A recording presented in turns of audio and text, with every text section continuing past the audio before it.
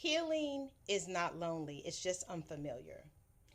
And so we are in a series called She Who Heals, and my name is Tawana Thulis, and I help women who are the first one to heal in their families heal through their thoughts and their beliefs so that they can move on to find out what their purpose is and why God has them here. So let's talk about why it feels so lonely and so isolating. So for me, in my 30s, I knew that I was shifting, and it felt lonely because I didn't really know what to do.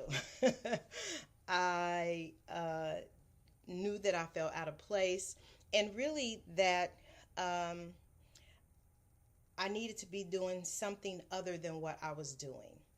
And so what I decided to do was to go on this healing journey that I have been on for the last 25, probably 30 years. So if you are at that point where you're in an unfamiliar place, know that you are in the right place. Now, let's go over a few things that you might be feeling to confirm why healing feels so lonely.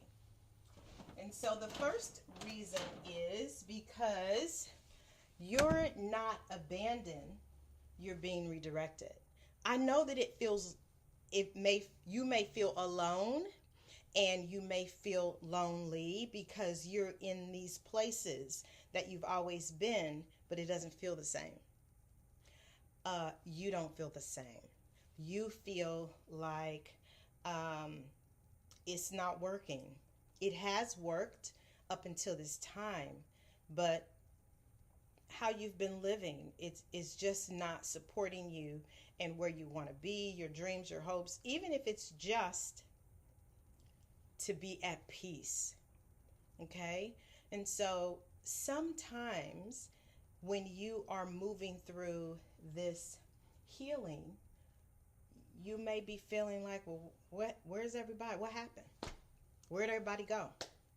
Or you may be the one who left, and the quietness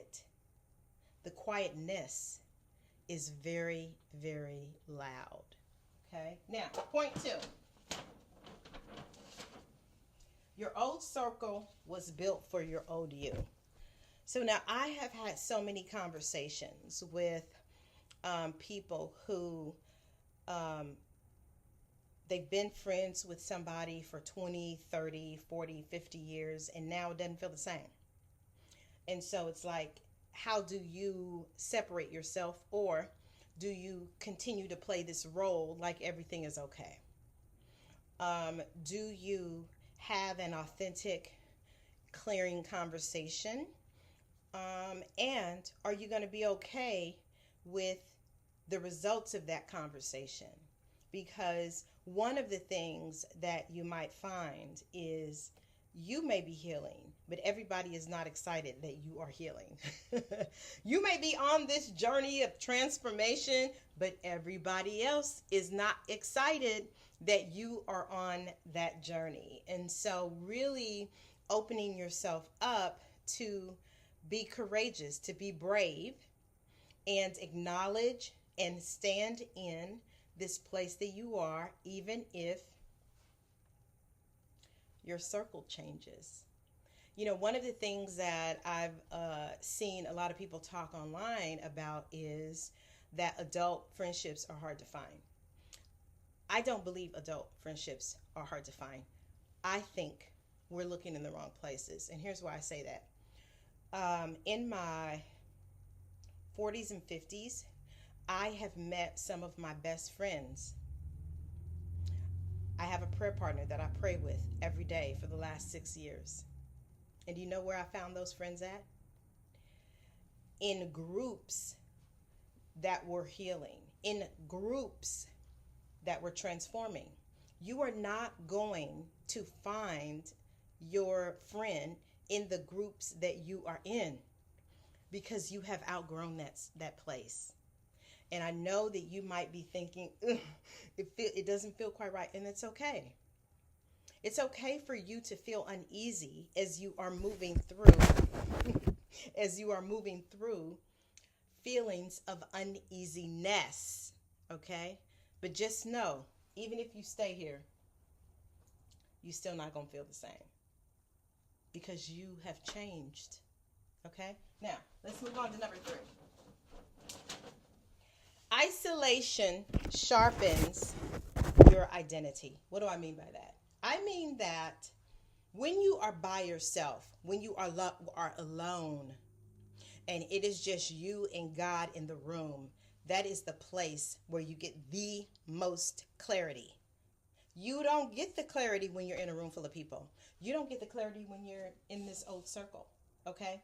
You get the clarity when it's you and your thoughts, your feelings, how you are looking at the past, what you are intending for the future.